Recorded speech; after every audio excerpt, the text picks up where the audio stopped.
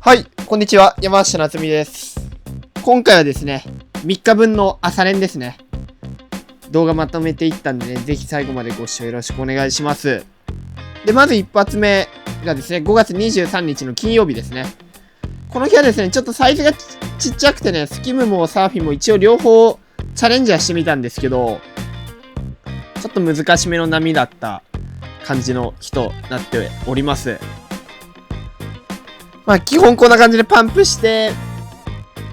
乗らなきゃいけなかったので、サーフィンはちょっとやや難しいなっていうことで、まあある程度やってここからスキムですね。スキムのインサイドの形がね結構いいんでね、形だけだったらまあ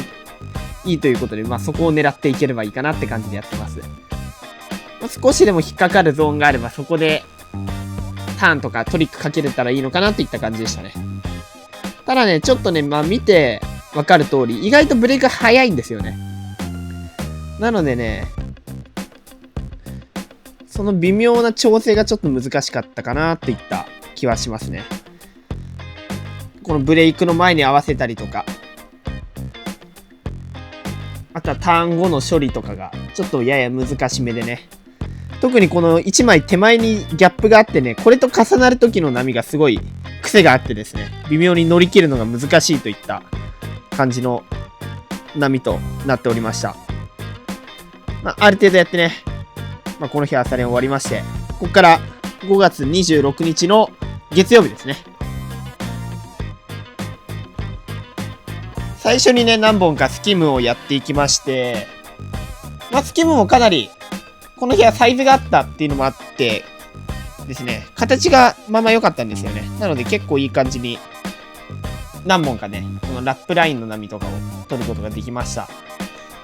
まあ、ただね、ちょっと波数とかね、波質をね、結構まあ見てたんですけど、さすがに、ちょっとサーフィンウェーブかなっていうことでね、沖に出直して、サーフィンを狙っていく感じになります。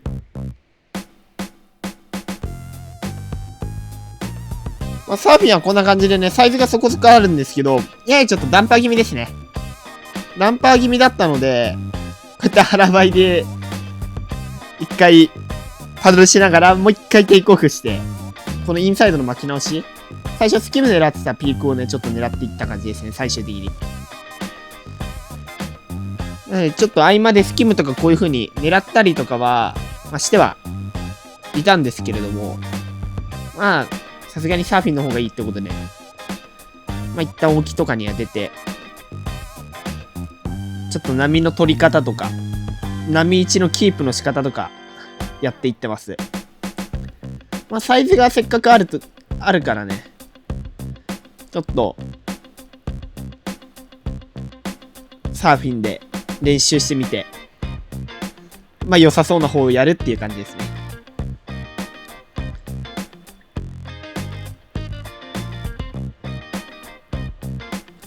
まあ、かなりね、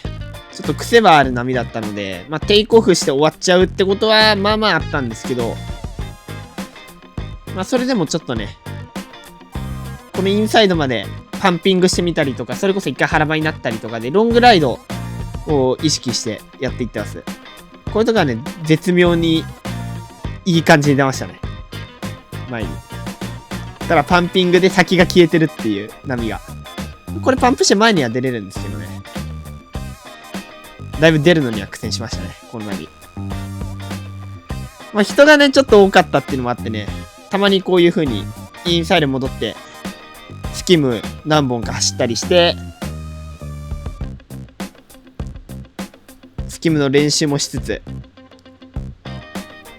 で、まあちょっと難しそうだなってなったら、また沖に戻る感じですね。一応スキムもね、左右乗れるんで、左右やってったんですけど、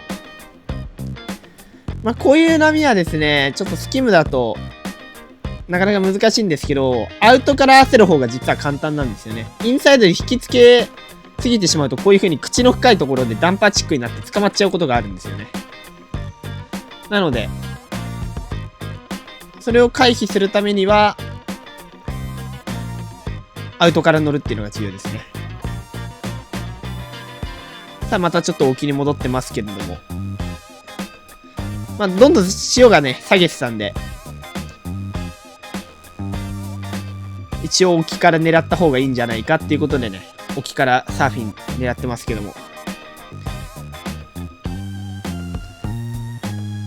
まあ、この辺の時間ね、ちょっとサーファーの人数がはけて、ピークが乗れるようになってきたんで結構。積極的にちょっとテイクオフ狙いながらやっていってます。正しいダンパー。正しいダンパーなんですけどね。まあそんな感じでかなり、ダンパー捕まってからもパンピングで前出るっていうのを意識しながら練習をしていったんですけども、まあちょっと難しかったんですね。捕まらない位置でテイクオフするっていうのもね、重要なことなんですけど、その位置で、どの位置で割れるのっていう感じなのをね、読めないとそれはできないことなので、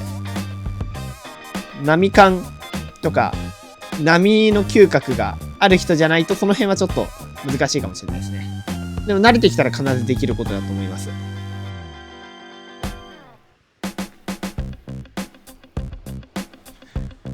さあ、ここからはですね、5月27日の火曜日ですね。火曜日の映像となります。波サイズがですね、前日に比べて、ちょい下がりまして、まあ、完全スキム波って感じでしたね。まあ、この完全スキム波の中で、まあ、形は相変わらず結構綺麗に入ってきてるので、まあ、形の綺麗なやつを狙いながら、一応左右ですね。この左右というよりかは、ラップラインと流しラインを両方狙っていくといった感じでやってます。基本流しラインの方が良かったので、流しラインをメインで横に走っていく感じですね。ちょっとややブレイクが早いというか、早いっていうよりは、ちょっとややダンパーチック、ペラメに割れてくるみたいな感じでですね。まあ、なのでね、ちょっとその辺は、ある程度先読みした先端の方に行きつつ狙っていくっていうのがですね。このフロントとかも意外と早く割れてるからかなり先端側から合わせてドンピシャになってますね。なんかね、微妙な位置に行っちゃうとね、スープにね、捕まっちゃってね、ラップもいけないし、流しもいけないみたいな、今みたいな感じになっちゃうんですよね。なのでその辺はちゃんとね、ポジショニング重要なので、ポジショニングをうまく確認しながらやっていく感じですね。まあいいとこ行ければ、ラップライン側でも流しライン側でも横に走れるところあるって感じですね。そう、ある程度先読みっていうのができるとですね、メロンにコナミでも流せるようになったりとかがあるので、大会とかでもね、安定して点数を出すことができるようになるんじゃないかなって、個人的には思います。まあ、その中でね、だんだん余裕が出てくるとトリックとかだったりとか、あとはスプレーターンみたいな感じで、インパクトのあるライディングしてみたりだとか、まあ、最終的にその辺までね、できるようになるとね、すごいいいんじゃないかなっては思います。